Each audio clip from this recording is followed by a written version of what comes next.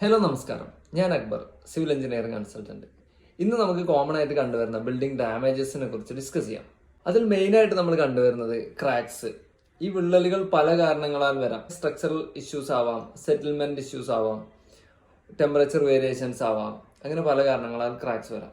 അടുത്തതായിട്ട് വരുന്നതാണ് സ്പാളിംഗ് of concrete എന്ന് പറയുന്നത്. കോൺക്രീറ്റ് പാളികളായിട്ട് അടർന്നു വീഴുന്നതാണ് spalling of concrete. Next water penetration കാരണം ഉണ്ടാകുന്ന ഡാമേജസ് ആണ്, അഥവാ ചോർച്ച.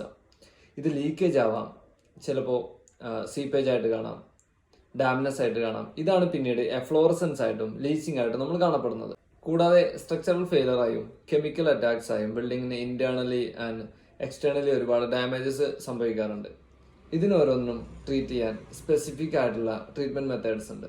അത് ക്രാക്ക് ആണെങ്കിൽ ക്രാക്ക് ഫില്ലർ ഉപയോഗിച്ച് നമുക്ക് ട്രീറ്റ് ചെയ്യാം. ഫാളിംഗ് ഓർ അതർ ഇഷ്യൂസ് ആണെങ്കിൽ നമുക്ക് റിപ്പയർ വർക്ക് ചെയ്ത് അത് ട്രീറ്റ് ചെയ്തെടുക്കാം. അത് വാട്ടർ പെനട്രേഷൻ ആണെങ്കിൽ വാട്ടർ പ്രൂഫ് ചെയ്ത് നമുക്ക് അത് ട്രീറ്റ് ചെയ്യാം. അടുത്ത വീഡിയോയിൽ നമുക്ക് ഇതിന് സ്യൂട്ടബിൾ ആയിട്ടുള്ള റിപ്പയർ ആൻഡ് റെട്രോഫിറ്റിംഗ് മെത്തേഡ്സ് കൂടുതൽ ഡിസ്കസ് ചെയ്യാം.